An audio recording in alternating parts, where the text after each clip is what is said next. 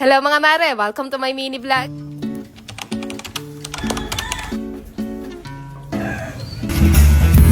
Magandang araw mga mare. Eto nga at pauwi na naman ulit kami ng Batangas dahil magpapa-blessing na kami ng pinapagawa naming munting dream house doon. Pagkarating namin dito, ayun at busy-busy na ang lahat at ayan, minamadali na rin nga yung pagkakabit ng cabinet dito sa kusina. Kinabukasan nga kasi celebration na ng house blessing kaya kahit gabi na, pinili talaga nilang matapos yan. Naitayo na rin nga yung tent dito sa may labas ng bahay at ayan, nagumpisa na rin sila dyan magbalat ng mga bawang at sibuyas tsaka magbalot ng Shanghai. Tapos dito naman sa labas mga mare, ayan at natapos na nilang katayin tong baboy na lulutuin tapos nagumpisa na rin silang maggayat-gayat dyan tsaka magpalingas ng apo. Daling araw na ng mga oras na to at ayan, gising na rin tong lolo ko, panay-panay ang pagmamasid at alam nyo ba, siya din talaga yung pinakaunang excited dito sa celebration na to.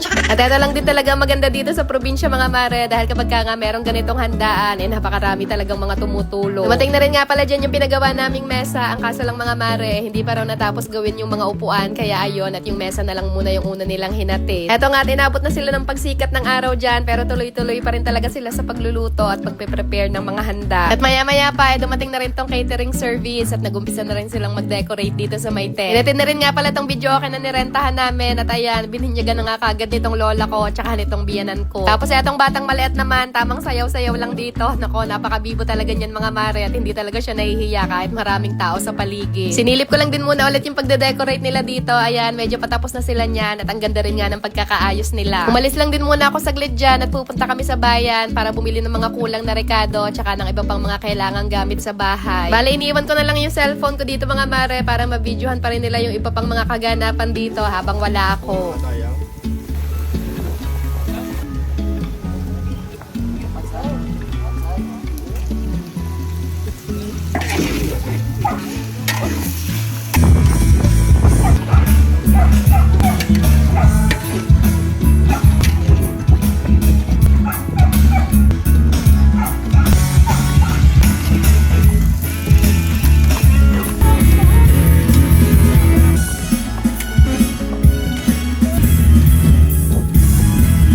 Kakauwi pa nga lang namin galing bayan, kasunod na rin namin dumating yung pinaka-sexy at pinaka-balingkinita na mommy vlogger. Walang iba kundi ang mommy Kenyoch.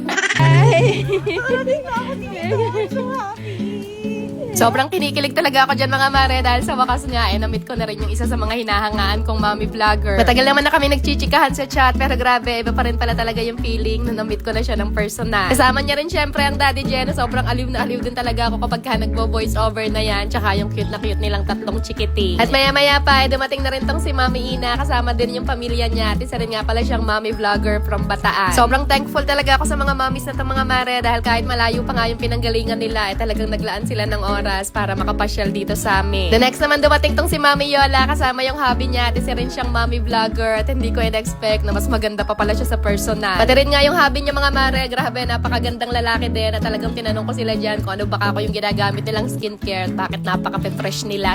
At pinakalas na nga dumating tong si Mami Dea, nako siya yung pinakamalapit pero siya pa yung pinakahuling dumating. At eto na nga mga mare, ano pa nga ba, di chikahan to the max na nga tong mga kumare nyo.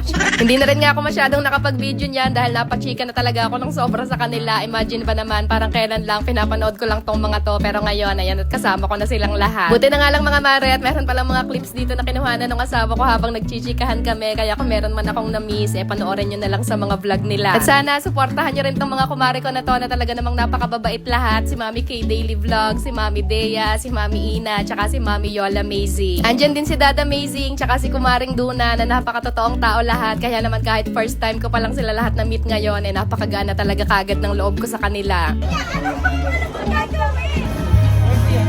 Ayan at nag-umpisa na rin kaming magpakain mga mare. At ito nga pala yung mga hinanda namin. Meron kami ditong pansit, kanin, minudo, kalderetang manok, kalderetang baboy, tsaka pochero. At para naman sa dessert, meron kami ditong biko, tsaka itong buko panda na nanlalamig na. Meron ding atsara, tapos yung ulo ng baboy, pinalitsyo na lang namin. Simpleng sala-sala lang talaga itong mga mare bilang pasasalamat sa lahat ng blessings na natanggap at natatanggapan namin. Ang ganda rin nga ng pagkaayos nila dito pero sobrang mura lang binayad namin dyan. Kaya kung dito lang din naman kayo malapit malapit sa Calaca, Batangas, sa kanila na lang din kayo magpaayos. Lagay ko na lang din yung FB profile nila dyan sa screen, kaya kung gusto niya rin magpa-catering service, PM nyo na lang sila. Hapunan naman, ayan at nagpaalam na rin si Mami Dea dahil birthday din ng asawa niya ngayon at tumakas lang talaga siya para pumunta dito. Kaiyakin pala ni Mami Dea mga mare, kaya kahit hindi ka nga iyakin, talaga mahahawa ka din sa kanya. Shout out din nga pala dito sa cute na baby girl na to. Nako, kahit bata pa yan mga mare, palagi din daw talaga yung nanonood ng mga vlog natin. At ito, sinusulit na talaga namin yung pagchichikahan namin dito. Syempre, minsan lang ito mangyari at baka matagal na ulit itong mauli. Habang ito namang mga chikiting namin, ayan at tamang kulit naman dito sa gilid at magkakasundo din talaga sila. Tapos mga bandang 8 PM naman ay nagpaalam na rin si Mami Yola tsaka itong si Dad Amazing dahil hinihintay na rin sila ng chikiting nila. Padodumam din pala kasi itong si Mami Yola kaya hindi talaga sila pwedeng mag-overnight. Ayan, kahit gabi na rin nga ng mga oras na ito mga mare, ang dami pa rin mga bisitang dumadating. Dumating na rin nga dyan yung ministro namin para magsagawa ng panalangin at sa puntong to ay pinatay na namin lahat ng mga camera para mas maging mataimtim yung panalangin. So siya, hanggang dito na lang muna ulit mga mare. See you again sa next vlog. Good night na muna at ayun lang muna ulit for today.